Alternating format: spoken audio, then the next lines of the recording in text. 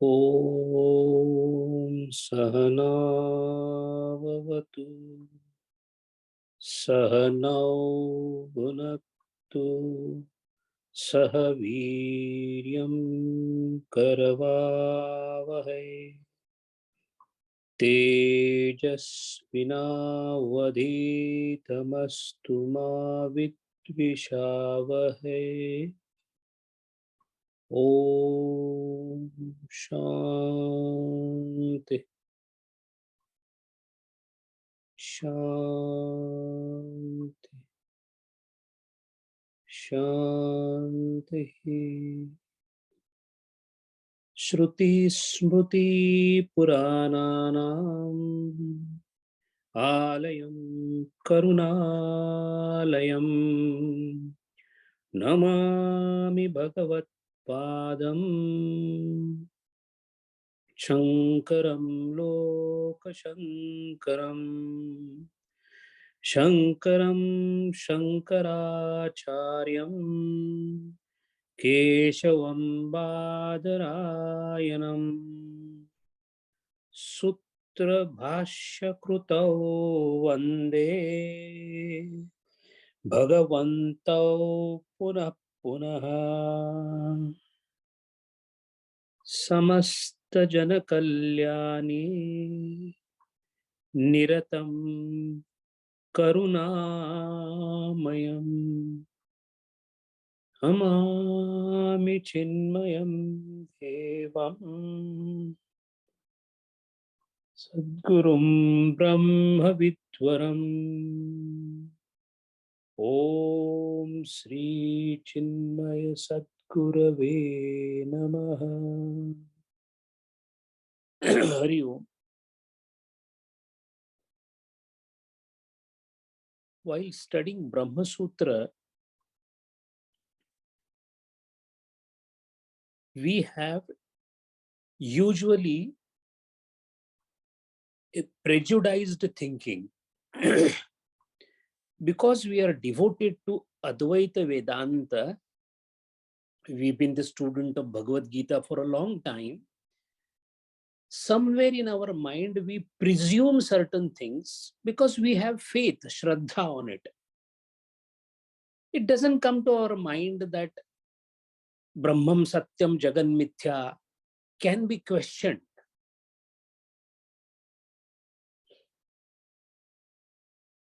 Why Brahma has to be the reality, ultimate reality? We don't ask this question normally because we believe in it. Shraddha has its own significance in Adhyatma. But blind faith, because we have been taught that Brahma is the ultimate reality, we keep presuming that Brahma is ultimate reality and we do not question it. Shastra doesn't expect that from us. We are constantly supposed to inquire. The spirit of inquiry has to be there with every sadhaka. The Purva Paksha or Pratipaksha or the argumenter in us has to be always alive. First question is, why should there be an ultimate reality? What is the need of it? And we have to be very open, frank, and honest about this thinking.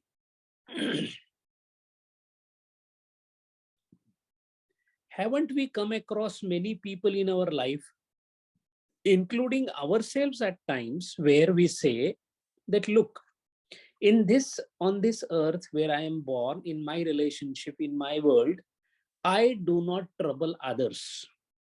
I do my duty properly. And for me, this is Adhyatma. I have come across many people who say that I don't understand your Bhagavad Gita and Brahma Sutra and I don't need it also. Why? Because I don't trouble anybody. I don't lie. I do my job honestly. What is the need of knowing all these things? This is Adhyatma is only this much. Behave yourself properly in the society Try to help others as much as you can. At least don't trouble anybody around you. Be honest and truthful, and that's it. Would this alone be adhyatma, or something more to this is required? This inquiry has to come to everybody's mind.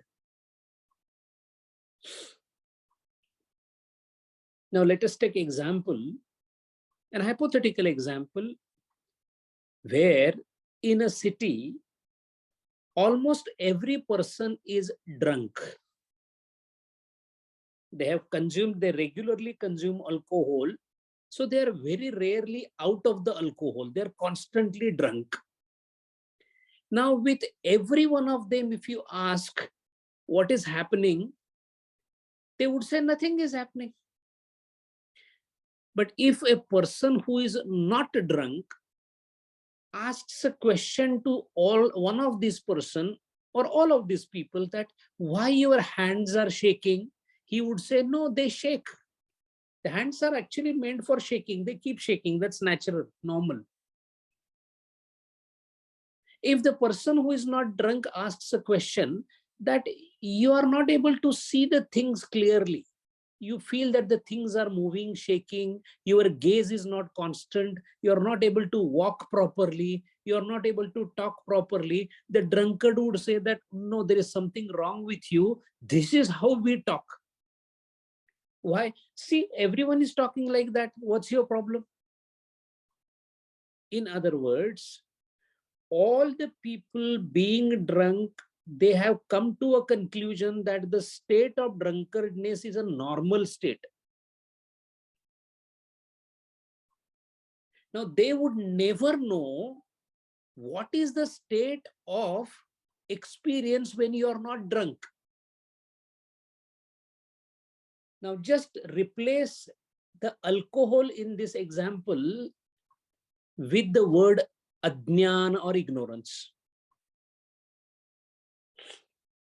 If everybody is stupefied by ajnana, then whatever ajnana brings as an effect, whatever the alcohol brings as an effect, which is common to almost all the population except few exceptions, the rishis or the munis or the saintly people, everyone being drunk, they feel it is a normalcy.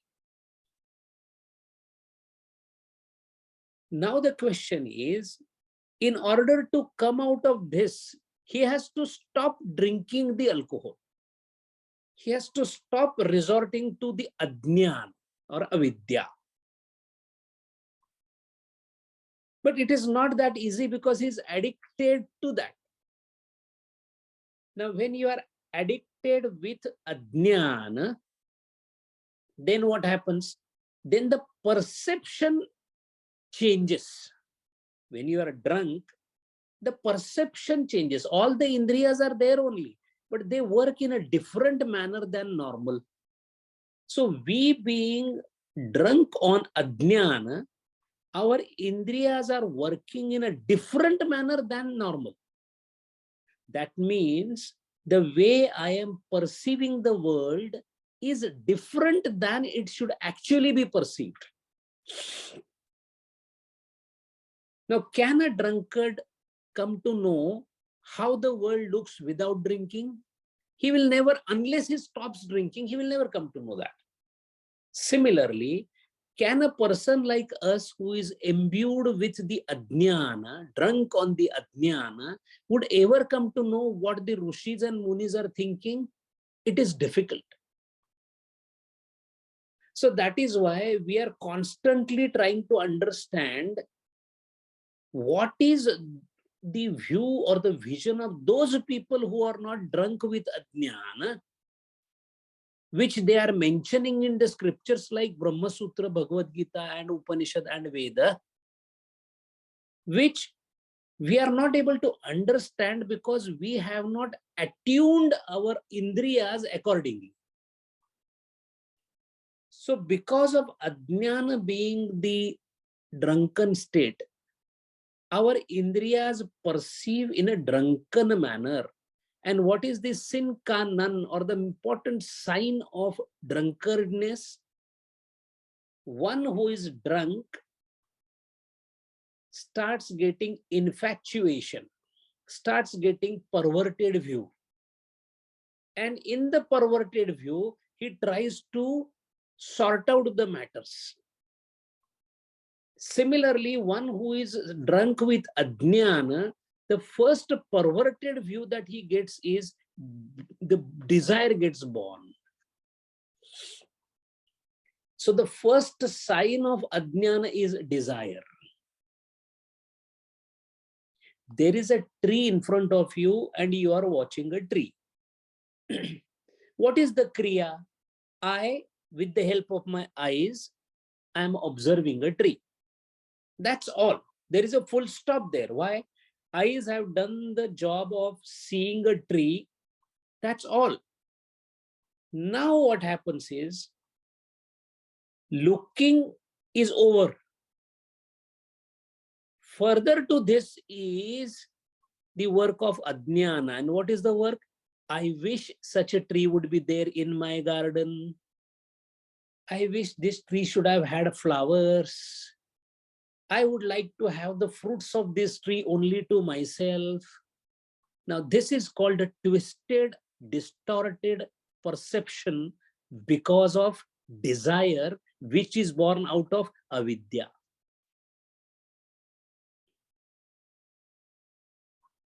Now, if this is the case, then somebody might come and say that, look, do one thing, don't desire, just look to the tree, and there'll be some natural joy that you will get just out of seeing. Enjoy that because it is inherent in that.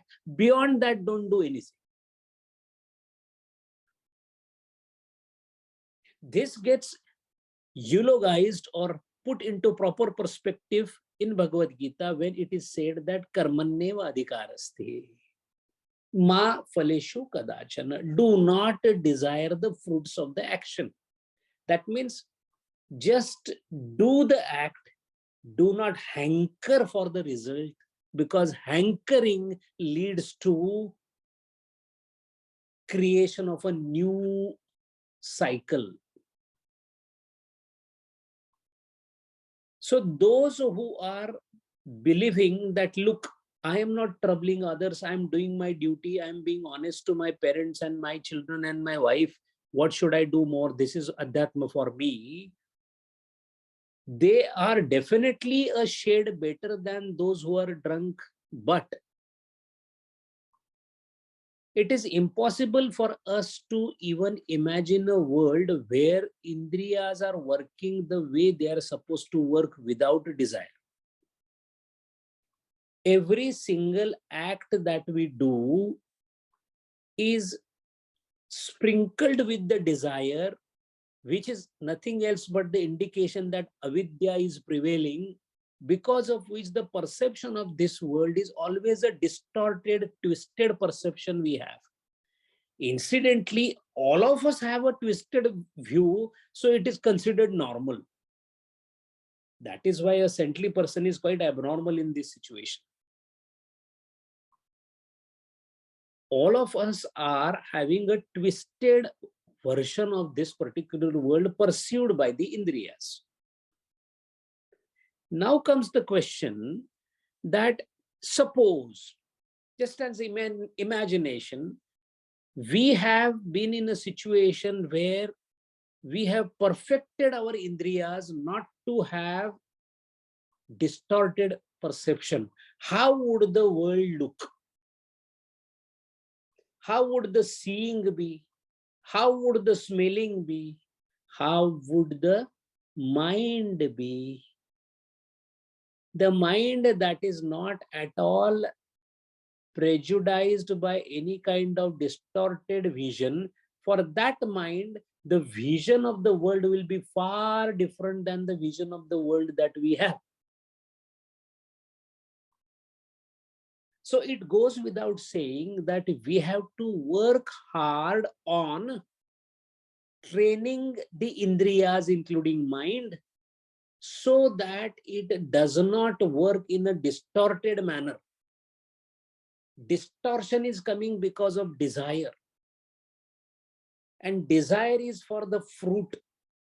So if we work in a manner where there is no desire for the outcome or the fruit, we do not hanker for the result, then the action or the work or the work of Indriyas, including mind, would be the purest possible work, the way Indriyas are supposed to work. Eye is supposed to see, nose is supposed to smell, and there should be full stop here. I is supposed to see for myself which is beautiful, which I like, is not the sentence.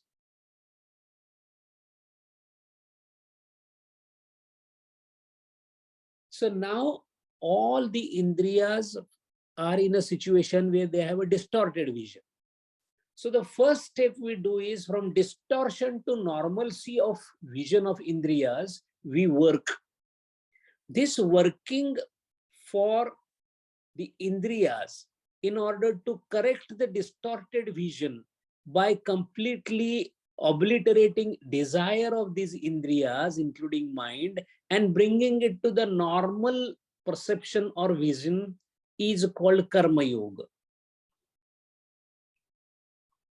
Entire Karma Yoga is nothing else but learning the skill and the yoga karma. So Kaushalyam, it is a skill that we adopt so that our Indriyas, including mind, gets trained to perceive the world the way it should be perceived. Now comes the question, once this is done, are we done or not? I did the Karma Yoga the way it is mentioned in Bhagavad Gita, the way I have understood it, the way I have understood the philosophy behind it. So now I am no more hankering for the result. All my work is Falatyaga Purva. And when I am not interested in the result of the work, my I automatically becomes smaller and then ultimately dissolves. Why? Because perception by the Indriyas is a natural phenomenon. In this natural phenomena, I was coming in the center of this phenomenon and standing as the controller and hankering for the result. My standing in the work as me, as ahankar or myself, was basically because I wanted some result. Now, when I'm not wanting the result, where is I? I am not there. Let us say I'm playing with a small child and I'm really enjoying it because the child brings a lot of joy. So when I am playing with the child, what is happening? There is no result. I am not hankering for any result. I'm just enjoying playing with the child. It's not my child, I know. I have no expectations, I have no results, I have no desire for any particular result of this interaction. The very fact that it is so beautiful, the child, and I love playing with the child, and it's giving me happiness. What happened in this? There is no hankering for result. Hankering for result is not there, so I also gets dissipated.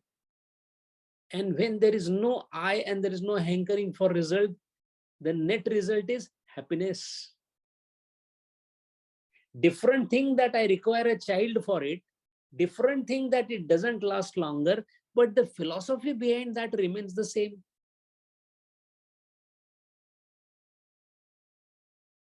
Now comes the question, when my Indriyas are working the way they should be working, first of all, the world that is perceived will be completely different.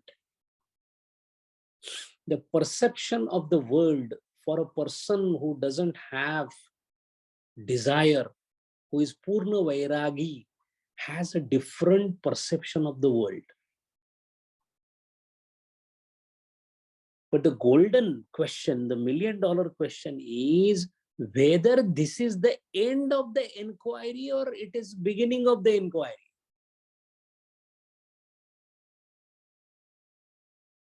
The word given for this state in which there is no hankering for result, there is no karma phalecha, when the act is shuddha karma, the word given for this state is called chitta shuddhi. So a person with chitta shuddhi, he purified his heart. Is it a comma or is it a full stop? And the Shastra tells us that it is a comma, not a full stop. That means a stage is achieved in this world by perceiving the world correctly. In other words, the drunkards of this world have decided to abdicate or give up the alcohol. All of a sudden, the alcoholic, who is no more alcoholic now, starts seeing the things better because his hand stops shaking, his gaze becomes constant, he's able to read the things properly, he's able to perceive the things properly. So he has come out of drunkardness to normalcy. But this progress from drunkardness to normalcy, is it the end of the journey or it is the beginning of the journey? And the Shastra says it is beginning of the journey, because what you are supposed to see is not even seen in normal state. So you have three states: the drunkard perceiving the world, a normal person perceiving the world, and a moksha prapta jivan mukta perceiving the world. These are three different states. But for perceiving the world the way the jivan mukta perceives it, you need to understand what he perceives.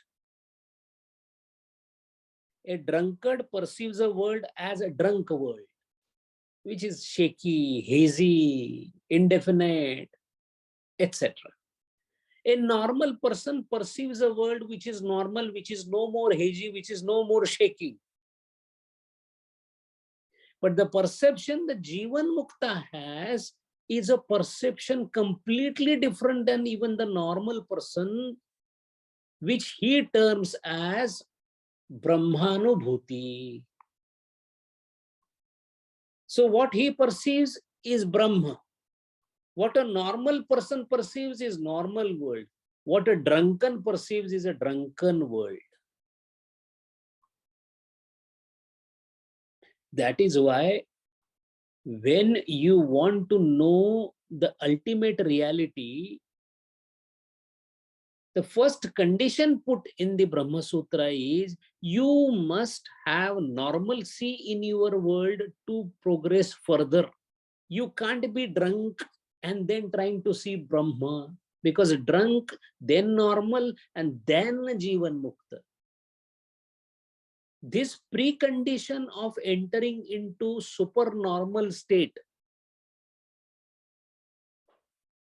which is to be normal, is the precondition. To be normal is called Chitta Shuddhi or Sadhana Chatushta Sampannata. Those who are normal, those who have Sadhana Chatushta Sampannata, those who have Chitta Shuddhi can and should and will. All the three words are important. Can, adhikari, should, kartavya, and will, inclination.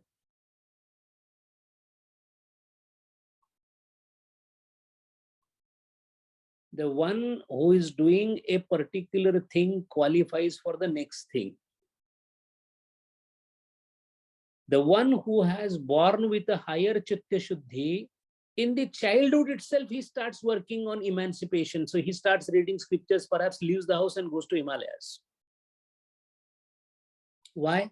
He's already reached to that stage, so further journey is immediately undertaken. Previous journey compels you to take the further journey.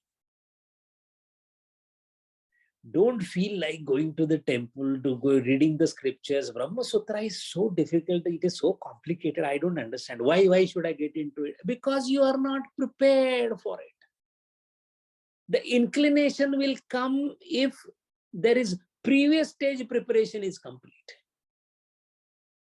The 4th standard student will never be interested in 10th standard. He will find it mind-boggling. It is very boring. He can't understand a word of it.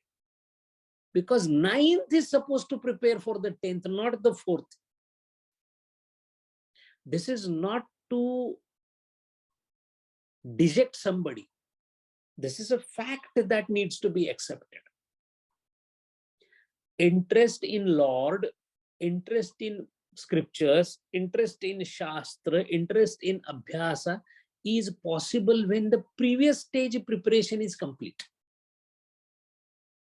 Now you will understand the importance of Swadharma and Swabhava that is mentioned in Bhagavad Gita. What is your state in Adhyatma decides your next course of action. For example, Gurudeva went into Himalayas and then he was whole night he was into meditation. All right, tomorrow I will take a plane, go there in Himalaya, maybe little upper than the Uttarkashi, sit there and you know, one night I will sit like Gurudeva and that's it, done.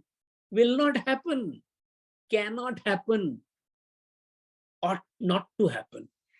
Why? Previous stage of preparation is required. Such a previous stage of preparation required for the enquiry of the ultimate truth called Brahma is called Brahma Jidnyasa, which is possible after Sadhana Chatushta Sampannatha Atha Ataha Brahma Jidnyasa. That was the first sutra. But moment you say that this is the stage at which you will study the Brahma Sutra, then the next question comes, what is the guarantee that this Brahma that you are calling is the ultimate reality? You may be coming out with some theory in your mind. Suppose tomorrow I come out with a theory that, you know, long there's up beyond Andromeda galaxy, there is somebody sitting there who is the ultimate truth. I can say so. Why do I believe in you that Brahma is the ultimate truth, not something else? In fact, there are so many people who say Brahma doesn't exist. Look at Buddha Dharma. Buddha Dharma says what? Brahma exists? No. They say nothing exists. And the non-existence of everything is the ultimate truth according to them. And what you do? You also become Shunya. By doing what? By stopping all the vrittis, you go to Tathata, suchness. This is also a thought. So if there can be different thoughts, the Brahma could be also another kind of thought. Why get so serious about it? So a question has to come to the mind that what is the reason why you call Brahma as reality, ultimate reality? Don't put your faith in between this question. We have to be analytical at this point of time. Just because we have been imbibed and bombarded with the thing that Brahma, Brahma, Brahma, don't believe in it. You're supposed to go for your personal inquiry. That is why Brahma Sutra. Brahma Sutra is nothing else but an inquiry into the Brahman. And that is why Janmadhyasya Yataha. Why it is ultimate truth? Janma Adi Yasya Ataha. That means everything has emanated from Brahma. It's a postulate, is a statement done in Brahma Sutra. How do I know that everything has originated from Brahma? See, again, because of Shraddha, we say, no, don't put Shraddha in between. Why? Prove me. That is why Brahma Sutra Bhashya. Janma Adi Yasya Yataha.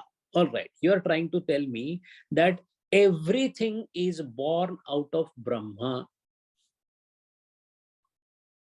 Moment you say that, it comes to the mind that, oh, Brahma is giving birth to somebody, that means Brahma is the Karana. Then question is that if this world is a Karya and Brahma is a Karana, then Brahma itself could be the Karya and there must be some other Karana behind it. World is born out of Brahma. Brahma is born out of Super Brahma. That can happen. That Super Brahma is again born out of Super Brahma. This will keep on going backwards. This is called Anavastha Prasanga. Because there's no end to backward. Then the Brahma Sutra says, no, Brahma is the last stop, is the beginning of all. Everything comes from it. How? That will be explained in Brahma Sutra.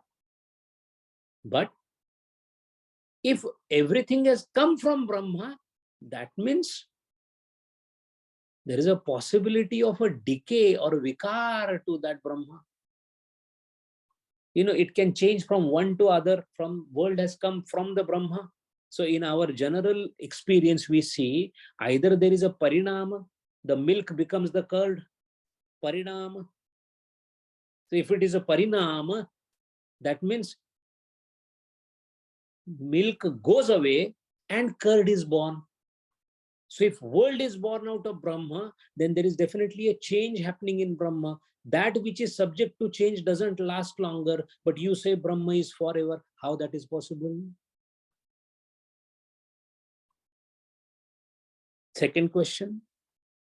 The third question that comes to the mind is, in my mind, I think of this world. And according to the Shastra, it is the mind that keeps having tinted picture of the world. We saw the world is an adhyasa. The world doesn't exist. That is what the Jivan Mukta or the Rishis say. For us, it is still existing. For us, it is a statement. We haven't experienced that the world is not existing. We experience the world is existing. But they say in Shastra, world is not existing.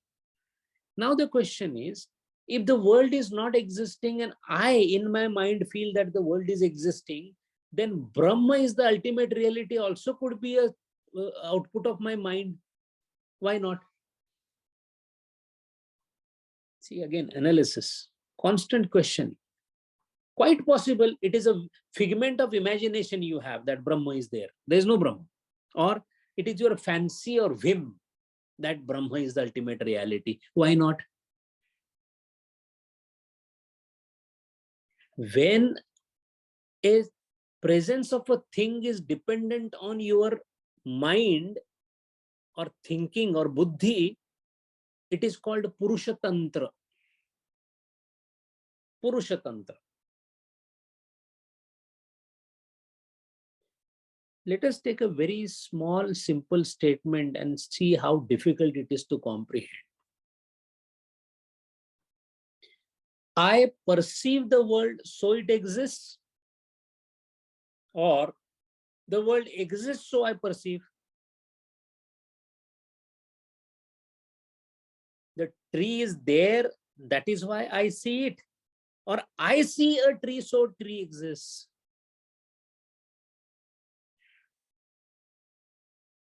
If I perceive and that is why it is existing, then it is idea of my mind. This is called idealism.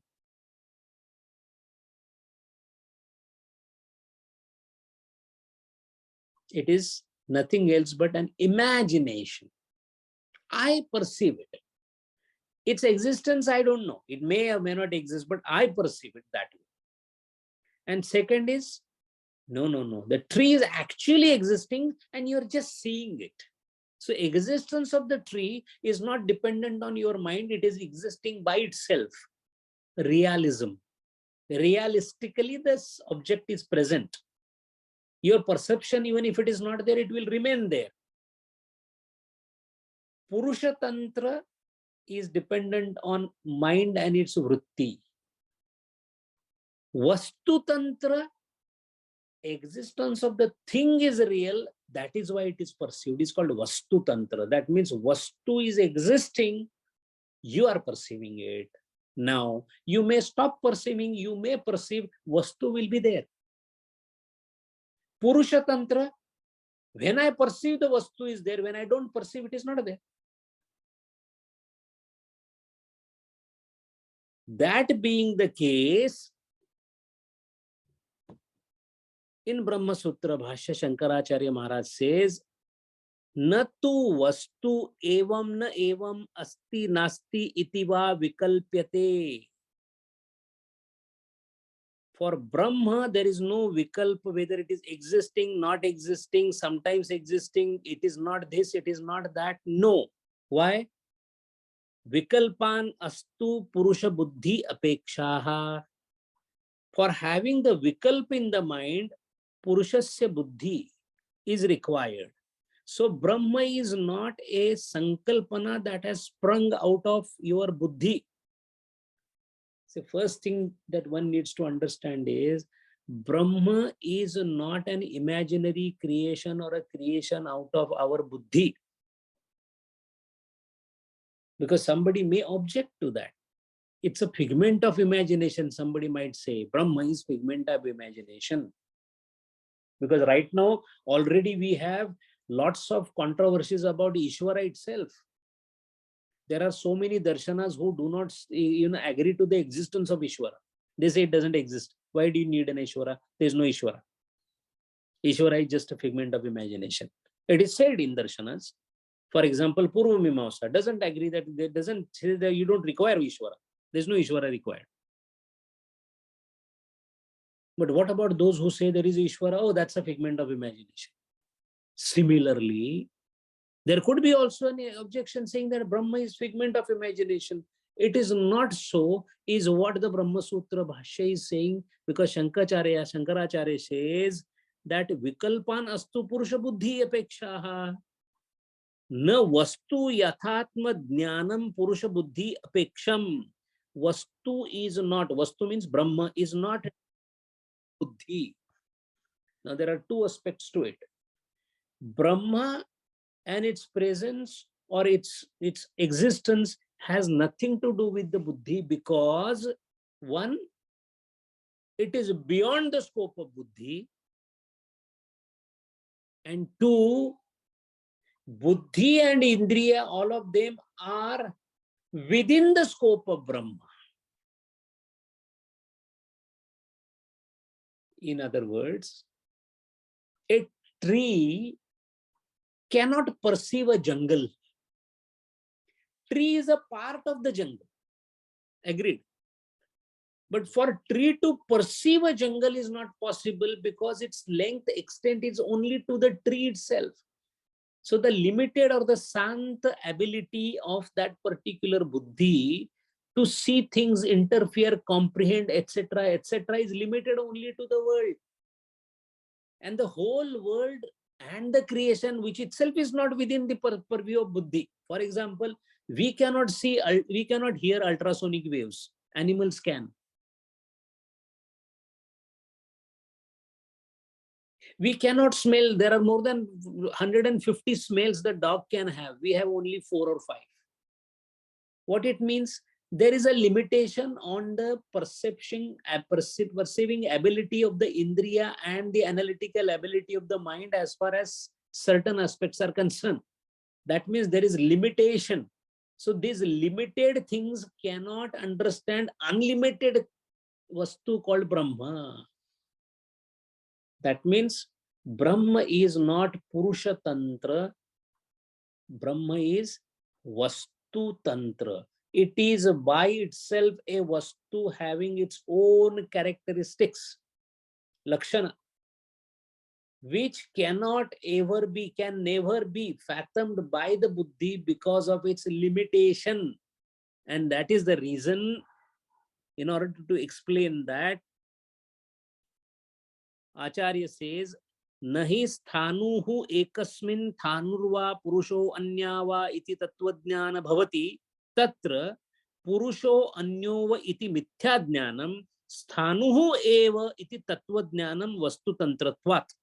What he means is, when a ghost is seen on the post, whether it is ghost or post does not depend on the buddhi, it depends on the presence of that particular thing. That means ghost or post is decided by the presence of the vastu, not by what you imagine.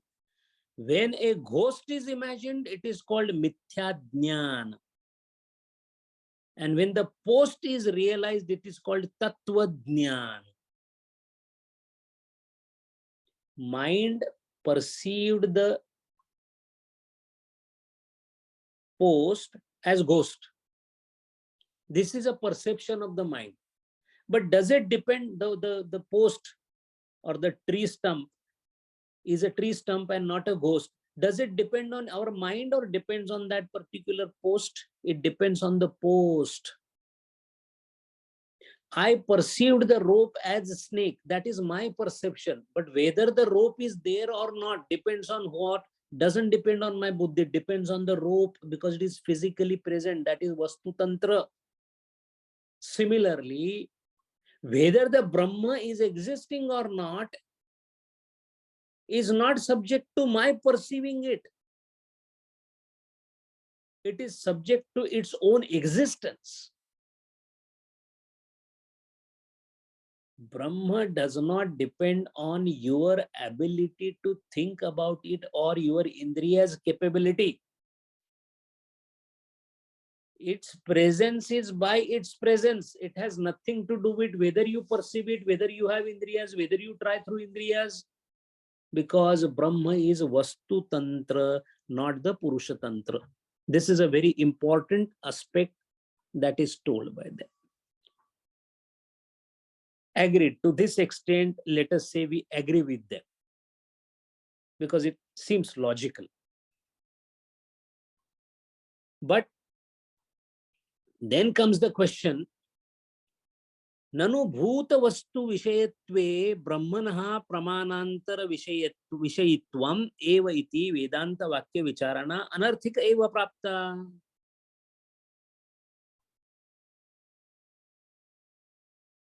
What the Purvapaksha is saying, that if you say Brahma is a Siddha Vastu, then any Siddha Vastu, any Vastu in this world, any object in this world can be known by the Pramanas. We know Pramana, Anuman is a Pramana. Way of taking the knowledge of a thing, there are Pramanas. Pratyaksha, Anumana, Upamana, Arthapatti, Anupalabdhi, Shabda, these are all Pramanas. So then if Brahma is Siddha Vastu, it is a reality in itself, it's a Vastu in itself, then why go to Vedas and Veda Vakyas? Try to understand the Brahma by Pramana. See, all this may sound very taxing for the thinking. And it is bound to be. Because we are trying to define the ultimate reality. It can't be as easy.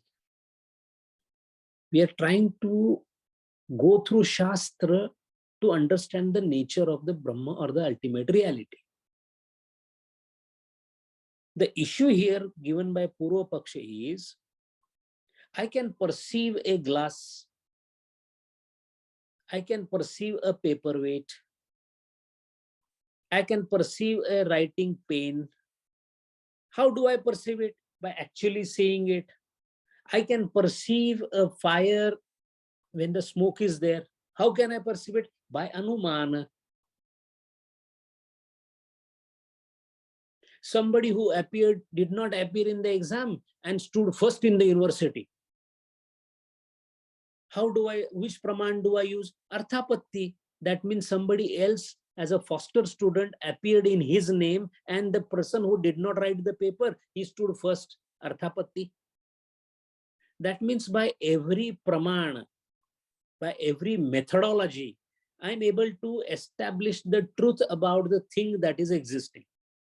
And if Brahma is a Vastu, then there must be Pramanas for that, either by Pratyaksha, like I saw Brahma, Pratyaksha Praman. If this is there, then that must be there, Anuman. By that also I should be able to say that Brahma is existing. The question here is, if it can be established by Pramana, why go into Veda then? Why read Vedas? You say it is a Vastu. Vastu can be proved by Pramanas. And Pramanas do not require Veda.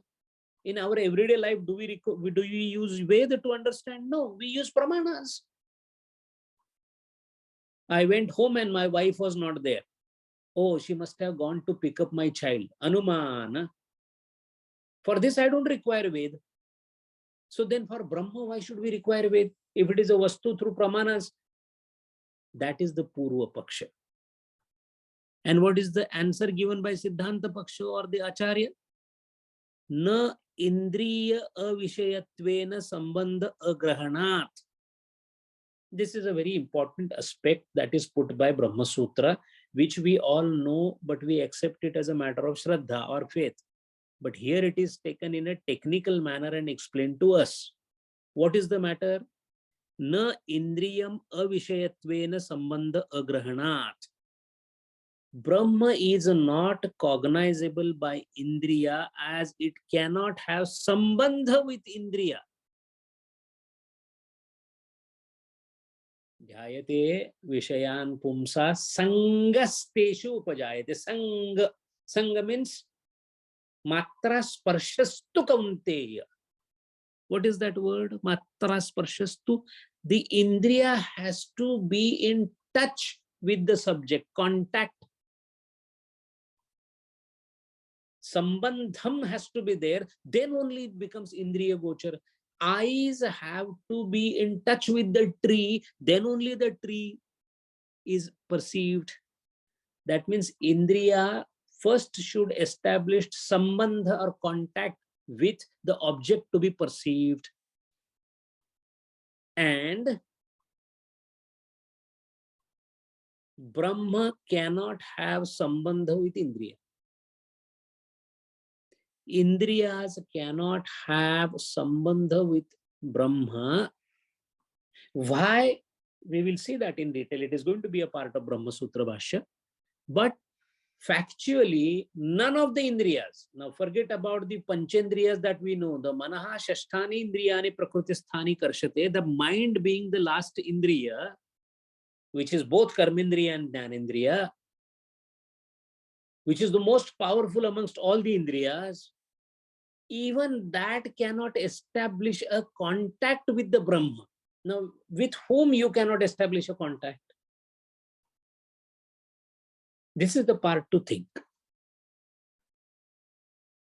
What is the thing I will not see? That which is not contactable by eye. What is not contactable by eye? When the eye is open, it is contactable with A or B or C or D. It will be contactable with A, B, C, D, but it will not establish contact with what? Can the eye establish the contact with the eye itself?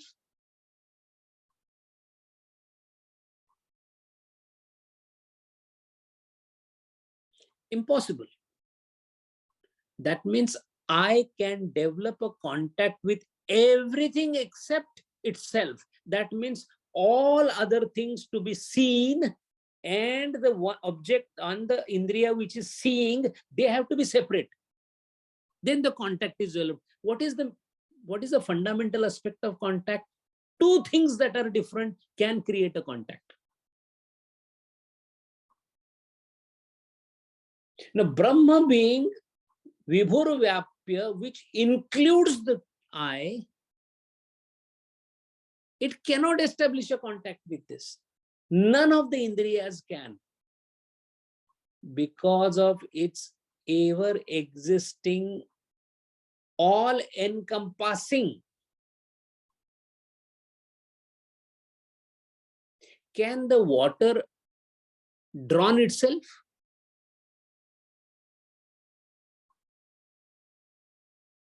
Water can draw that which is not water. A fire was burning a fire. This statement itself is ridiculous. A fire was burning a wood, understood. Because wood is different, fire is different. The wood comes in contact with the fire and gets burned.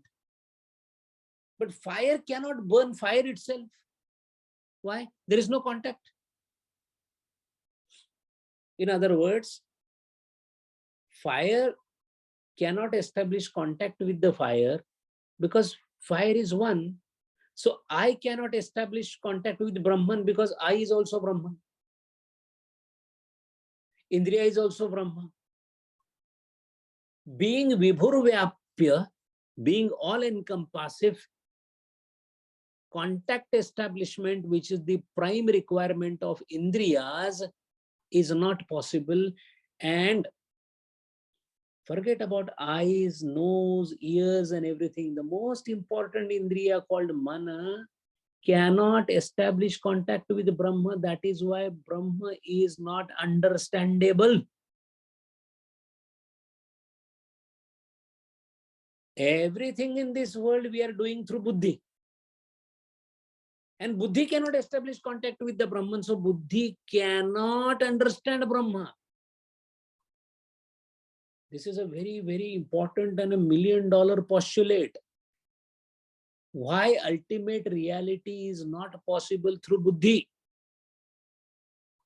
What do we do in human life? Other than our Buddhi, what is there? What is that we have? Nothing. And that highest thing that we have is not able to establish contact with the Brahman, so it cannot understand Brahma. So then comes a question.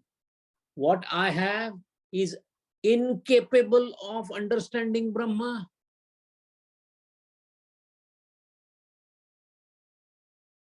It may also come to a conclusion that that means Brahma is never understandable because maximum that you have is Buddhi.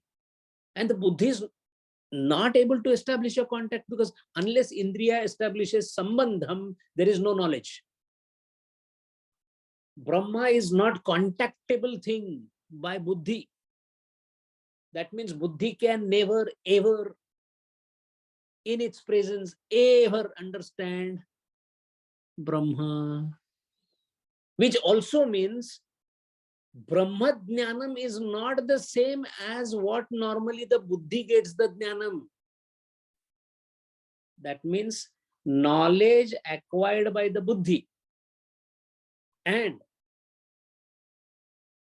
perception or understanding of Brahma or Anubhuti of Brahma, these are two different things. Come what may, Buddhi cannot comprehend Brahma. No, but I have the highest intellect in the world. I am the most brilliant. My Buddhi is the most pure. Sir, whatever it may be.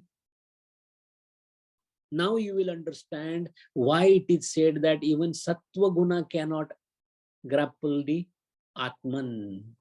We have seen you reduce Sattamo Guna, Rajo Guna so that your Sattva Guna is growing. The growing Sattva Guna helps you to move further. All right, but Sattva Guna alone by itself, howsoever powerful, pure, white it can be, it cannot grasp that. That is why Lord said to Arjuna, Arjuna, Nistraigunyo Bhava.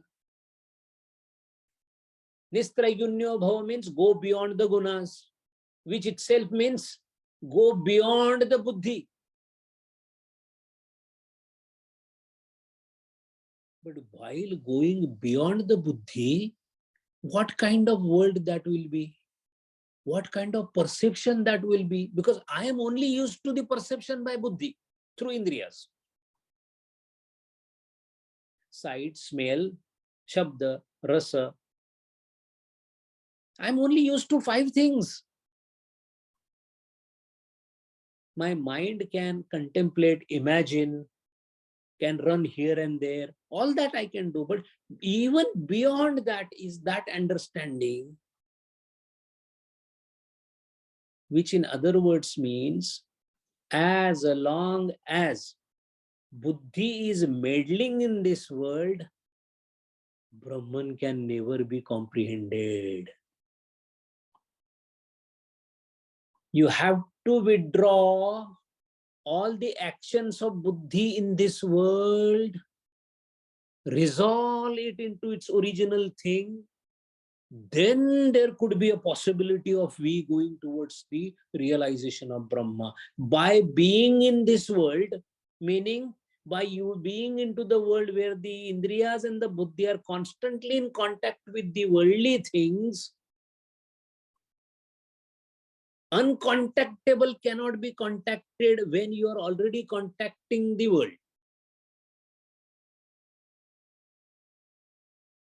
See, Brahma Sutra gives small, subtle thoughts which can really bring out bigger truths.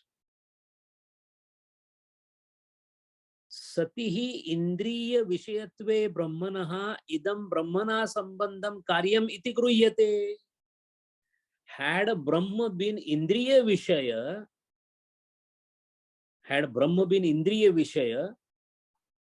we would have definitely felt that this universe is Brahma. None of us have Brahma Anubhuti. Had it been Indriya subject, we would have definitely understood, yeah, this world is made up of Brahma. Yeah, I perceived it, yes. It doesn't happen. Acharya says, why it doesn't happen? Because it is not Indriya Grahya. Karya matra eva tu grahyamanam. Kim Brahmana sambandham, kim anyena kenachit va sambandham, iti na shakya nishchitam. We only come to know the karya of the Brahma. But whether this karya is related to Brahma or something else cannot be determined by human buddhi. This world is created, we know. Who created? Buddhi cannot understand it. What is the relationship between the creation and the creator? If it is Brahman, how they are related? Buddhi cannot understand it. All right, this Gaudapada Maharaj is saying that Ajatavada, Vivartavada, all this is a technical reading we have done. There is no Anubhuti, because our Anubhuti is world is real.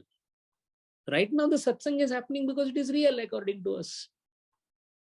But this is Vivarta. This has not happened. This is not there. We can't perceive that. That means it is beyond human intellect to understand the relation of karya that we see and the karana. Karya karana sambandham is beyond the scope of how it is that the Brahma has created the world, which is illusory, is beyond the understanding of buddhi. So this, first of all, in this discussion of Brahma Sutra Bhashya, Acharya is trying to say that, look, you are going to understand Brahma not through your buddhi, through something else. Tasmat Janmadi Sutram na Anumana Upanyasartham Kim Tarhi Vedanta Vakya Pradarshanartham. That is why this sutra, Janmadhyasya Yataha Sutra, is not talking about Anumana as a Pramana for Brahmadnyan, but indicating Vedanta Vakya as Pramana. The whole discussion on this sutra is to tell us that Brahma cannot be understood by any of the Pramanas other than Shabda Praman. Pratyaksha Praman, you will never see Brahma in front of you on a table, out of question. Why? It is Indriya Gochar, this is beyond Indriyas, so Pratyaksha not possible. Anumana Praman is not applicable to Brahma. Why? Anumana requires a sadrushyata. There is a smoke in the kitchen and then the fire comes. This I know. That is why if there is a smoke on the mountain, there must be fire. So for that particular hetu, paksha, udaharan happened in my kitchen. So there is a sadrushyata between two. In my kitchen, there was a smoke and then I saw the fire thereafter. That is why since I see the smoke there, there must be fire. So two sadrushyata, similarities are compared in Anumana, but Brahma has no sadrushyata. There are no two Brahmas to say that this Brahma is like that. That is why this must be Brahma. No, there is only one Brahma, no sadrushyata, no Anumana. So Pratyaksha is out of question, Anumana is out of question. Remaining all are offshoots of Anumana only. Arthapatti, Anupalabdhi. So none of these pramanas will work except one pramana, which is called Shabda Pramana.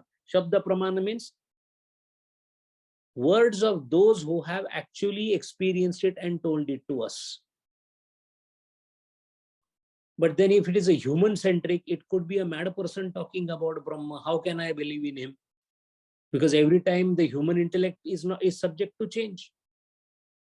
So that which is not produced by human intellect, apaurushaya Veda, which has utterances of those Rishi when they were in the state of apaurushayata. They were no more human intellect because they had gone beyond the human intellect and observed the truths and they uttered it, and that became the part of the Nitya Veda. Vedas are called Nitya. Vedas are Nitya in the sense they are Trikala Badhita. In that Vedanta, there are statements in the end part of the Vedas called Vedanta, which are called Upanishad Vakya. Those Vakyas are the Pramanas of the Brahma. So in this discussion of second sutra, Acharya has established certain very fair points. One, howsoever you may try, you will not get the glimpse of also Brahma by buddhi alone. One. Two, if at all you want to study the Brahma or want to realize the Brahma or want to know about the Brahma, you have to come out of the world that you are in by a process called Vairagya, coming out of the world. So from the drunken world, you come to first the normal world. From the situation where all the Indriyas engaged into this world, disengage the Indriyas. That is called detach yourself from there. But then there is something called attach also, as Guru Deva says.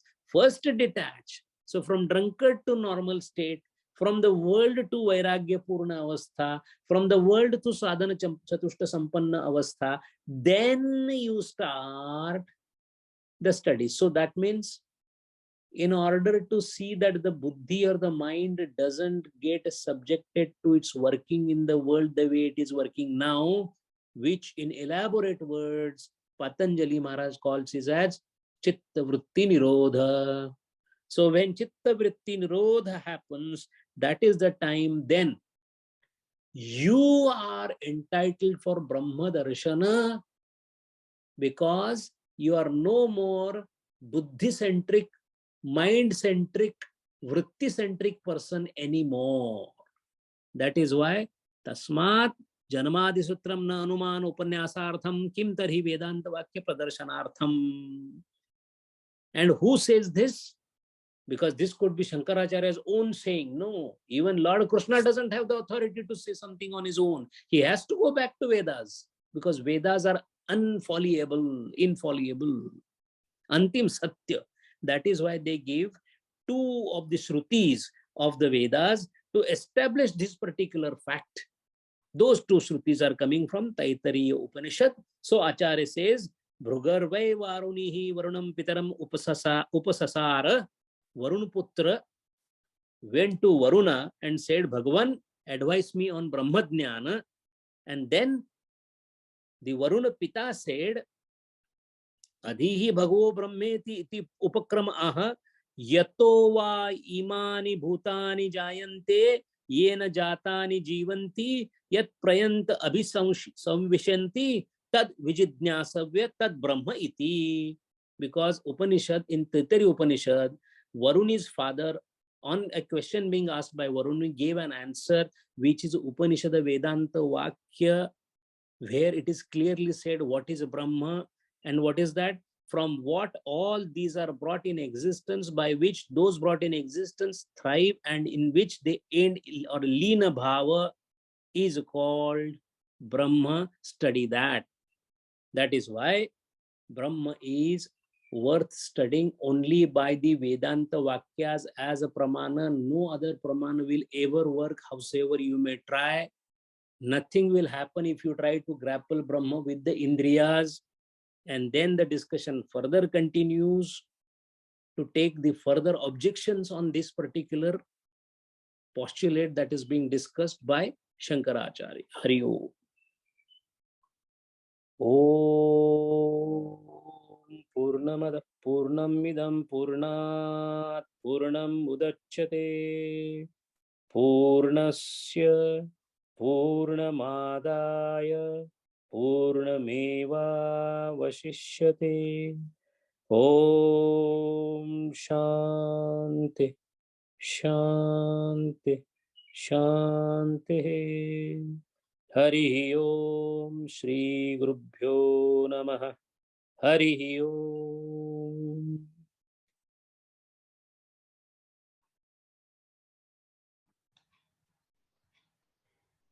Hari Om. We'll wait for some questions. Yeah. Hari Om. Sanjay, yesterday only, I mean, in the last session only, you said these LKG students can study what is taught in the PhD class. Actually, in today's session, I am feeling, I am witnessing that. Actually, the session, entire session is, is talking about what is happening in the PhD class, whereas we all are LKG students. Okay, we know that, but what can we do? We all are born into the shackles of, in this world, family life and all.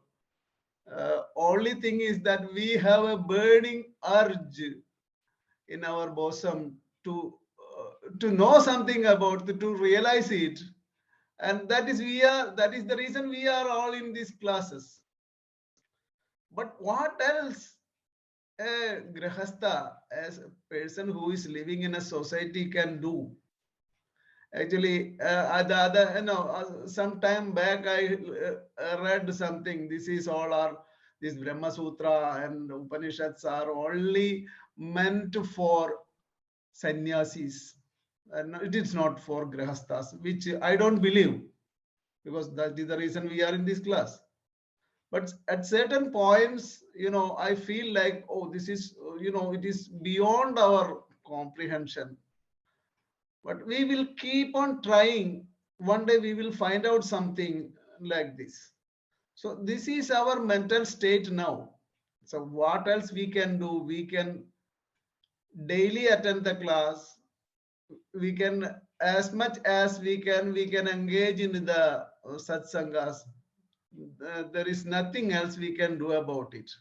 This is the helplessness of a grahastha, is it not? Hari Om.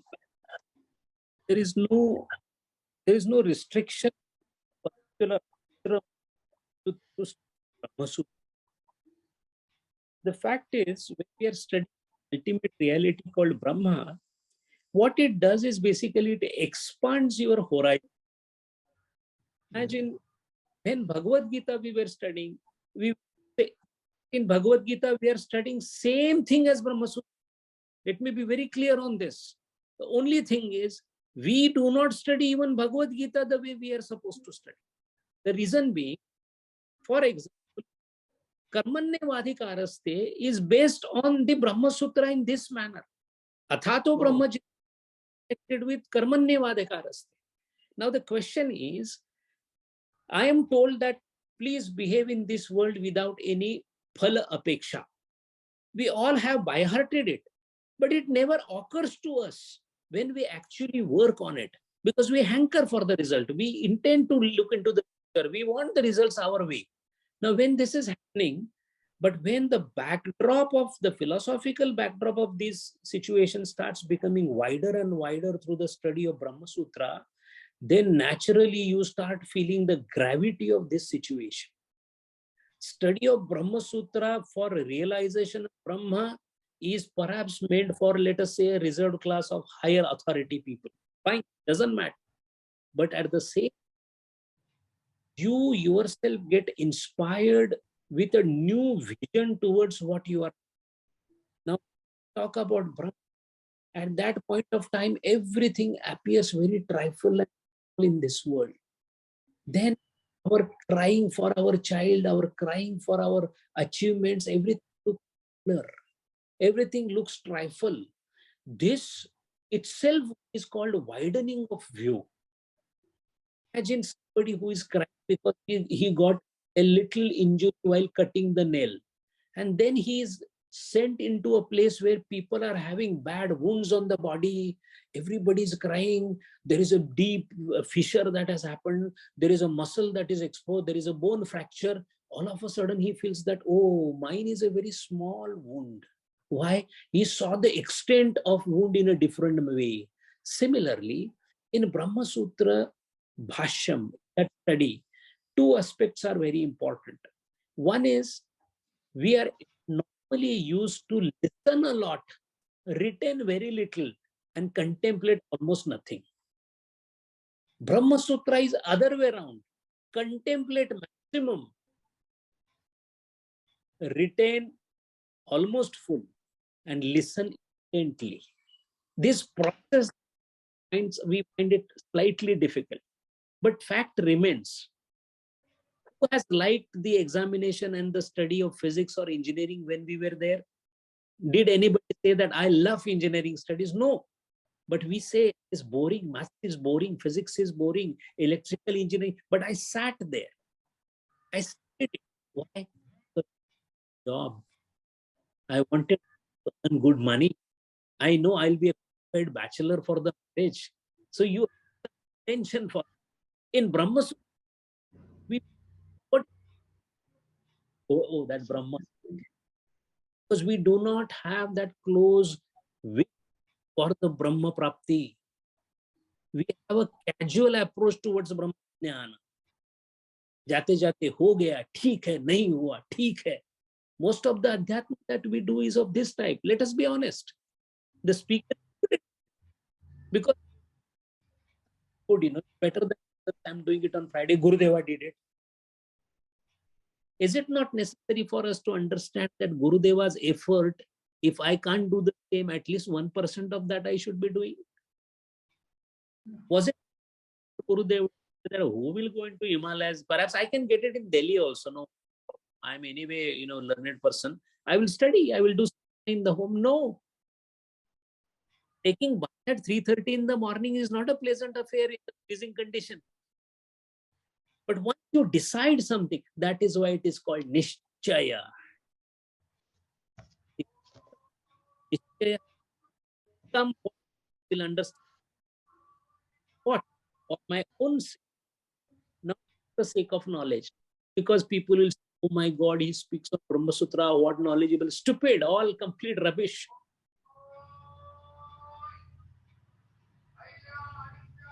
Sound is breaking. That it should be going for. So there is no obstacle, no answer. Yes, the progress may be slow or fast, but that itself is a speed up. Hri Om. Abhyasena tu kaunteya vairagyena cha grihyate. We can say that.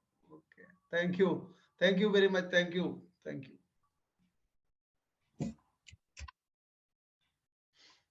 Hri Om.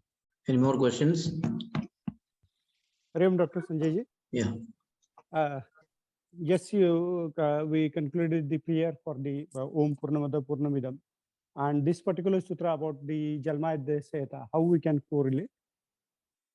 Yes, Janma Adya Adi Asya Yataha. Everything is nothing else but his coming from him, coming from Brahma. And when anything comes from Brahma, Brahma being Paripurna, there is nothing that can go low, can go high, can go wide, can go in, because it is one thing. When you have only one existence, Vibhur Vyapya, in this world, which is named for our understanding as Brahma, then it is the only one, so it is complete, Purna. Even if you take something out of it and create a world out of it, it will also be Purna. Even if that world again resolves back into Brahma, it will also be Brahma. So the prayer of Purnata, because it only Paripurna thing in this world is Brahma. Rest, everything is nothing else but the Vikar or Vivarta of it. So there may happen, millions of Vivartas will happen. Kalpa after Kalp will be coming. Millions of Vivartas will happen, but that will not neither reduce the Brahma nor increase the Brahma. It just comes out of it, it just goes inside it. At the end, it is bound to remain one and only one as Paripurna. Hari Om. Hari Om, Sanjay ji, we are saying that it is all for sannyasis and all these things. But olden days, where were sannyasis? I mean, all Rishi Munis were grahasthas. And the most important is meant for sannyasis, then we will not be studying Bhagavad Gita at all. Because Bhagavad Gita and Brahma Sutra is nothing else but a difference in the Prasthantrayi. So if Bhagavad Gita itself is nothing else but the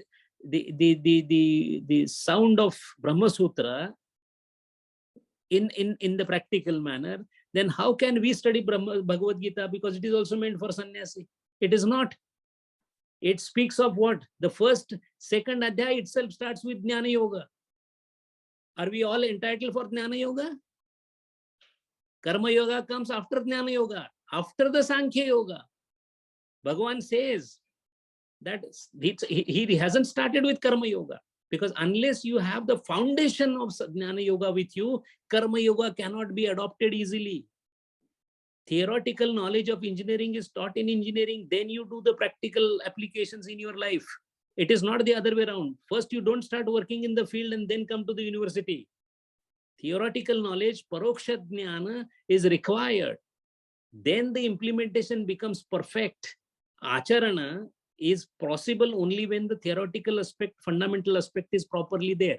That is why whether Brahma Sutra, Upanishada, and Bhagavad Gita, all the three are required for us, meant for everyone. Utilization of that would depend upon everybody's authority. Hari Om. Hari Om, Sanjay ji. If there are no more questions, we will close the session for the day. Hari Om. Hari Om. Hari Om. Hari Om. Hari Om.